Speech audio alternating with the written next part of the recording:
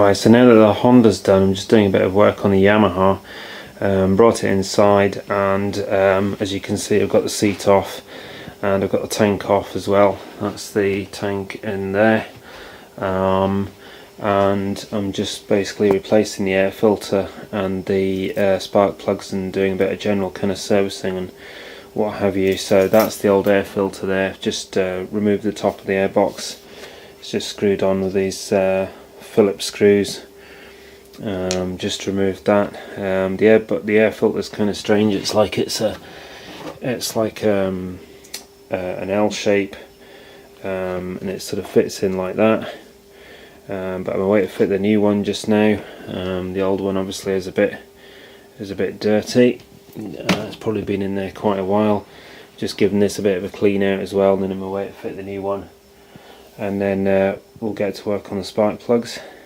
So that's a new clean air filter installed in the airbox.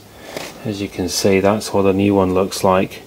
It comes flat, but you just basically fold it into an L shape and it fits nicely. So I'm just away to fit the just make sure that's seated properly and just fit the top back on, which is somewhere. So I'm now replacing the spark plugs on the Thundercat.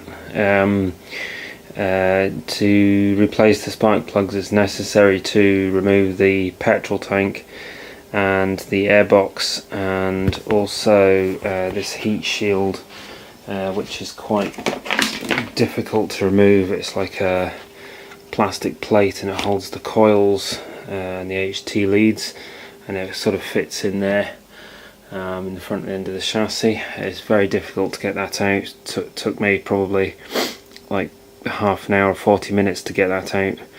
The only way to get it out is to disconnect all the coils from the wiring,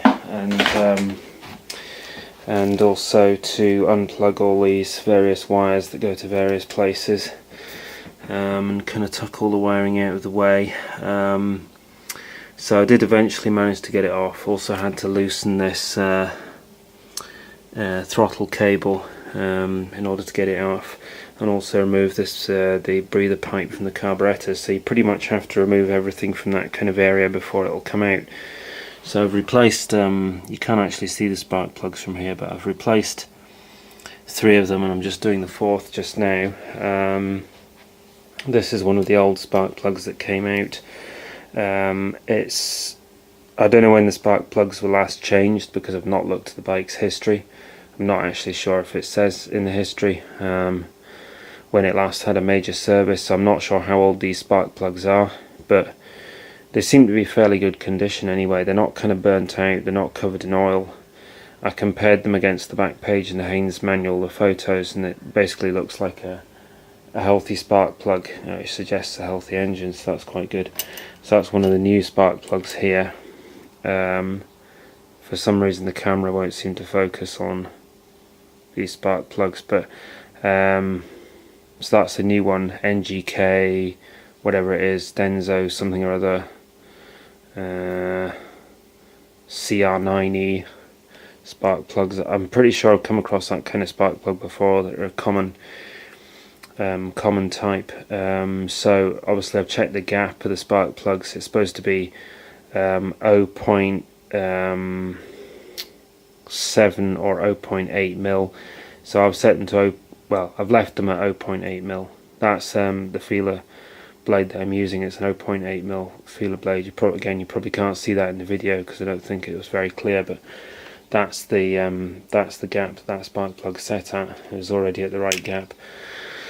So I'm just away to fit that new spark plug, and that'll be that done. And then I've just got to get it all back together again, which is a fairly big job in itself. Getting the tank and the airbox off was pretty easy. The tank came off in a few minutes.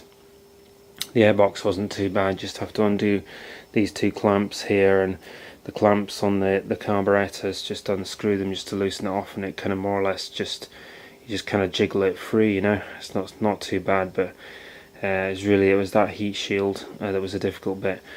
I've also just changed the antifreeze just the other day. That was another thing that I've just done. That was a bit harder than I thought it would be as well. I had to, you drain it from there. Now draining it's easy, just drain it from the drain plug, but the difficult bit was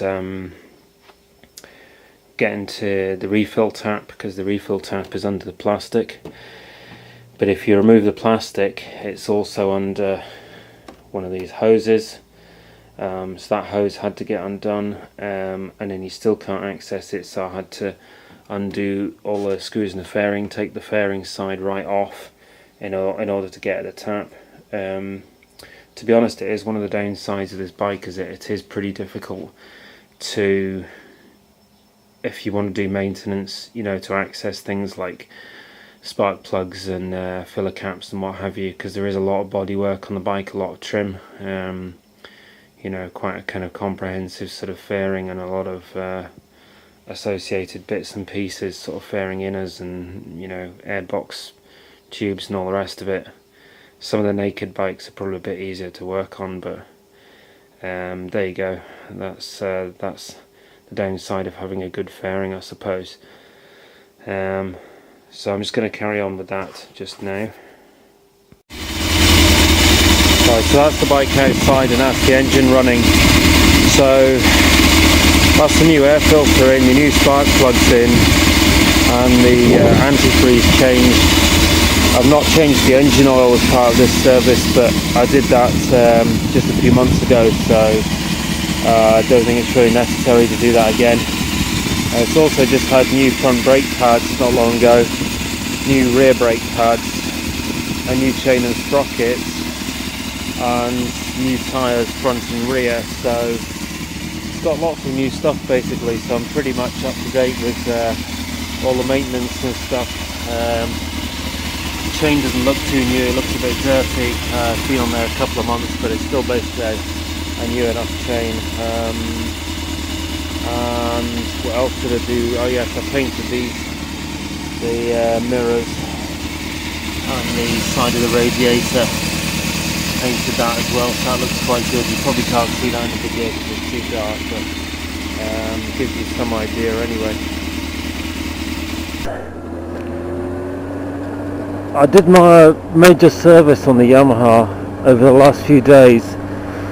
Changed the air filter, spark plugs, the antifreeze, and did other little bits and pieces on it as well, sort of cosmetic stuff and what have you, and gave it a good clean. And then what I did was I took it outside and I started it up. You've probably seen the bit on the video just before this where I was running the engine, and it sounded fine, the engine sounded great, all good. Then what happened was I stopped recording and I got on the bike and I went to ride it back to my door, just like across the car park where I was stopped, you know, and the engine just cut out completely. I tried to start it, wouldn't start. Tried to start it again, still wouldn't start. Tried a couple of times and it was just like it was spinning over like nobody's business, but it wouldn't fire. So, which was strange because it had just been running. And I noticed when I was starting it that I could hear some kind of noise from the fuel pump, which is down like underneath the petrol tank, sort of just next to your left foot, and so I had a funny feeling that maybe God's sake, look at the state of him. I had a funny feeling that maybe the fuel tank, sorry, what am I talking about? I had a funny feeling that maybe the fuel pump was faulty, so I went and ordered a new fuel pump off eBay, which thankfully was only about 20 quid, and that's actually being sent just now. But then what happened was I went inside and, you know, had my dinner and whatnot, and when I was away to go to bed, I suddenly had a thought, and that was, did I turn the fuel petcock back on when I was putting the tank back on? And I had a funny feeling I'd forgotten, and so what I did was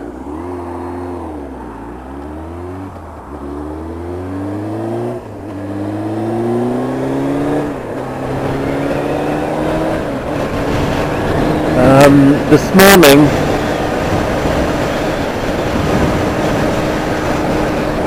I got up first thing, and I'm on night shift at the moment, but I'm off for these couple of days, so I basically got my day free. So I got up and I went and took the tank off, which is not a big deal. It's just like 2 bolts, one at the back, one at the front. Unbolted it and removed it, and looked at the petcock, and sure enough it was at the off position. So I put it back to the on position, and as you can see, the bike now runs great. So that's it really. The bike's had its major maintenance. It's had everything over the last few months. It's had new tyres, new chain and sprockets, new engine oil, new clutch cable, new brake pads. What else has it had? And then of course it's had the things that I've done the last couple of days: the spark plugs, the air filter, and the antifreeze. And it's also had a bit of cosmetic work. See these mirror mounts? I painted them black because they were starting to get a bit scabby looking. The old paint was flaking off, so I gave them a clean up with a file and some sandpaper, and gave them a lick of Black Fortress paint, and they look a lot better. I also did the sides of the radiator. Can't really show you that at the moment, obviously, because I'm riding.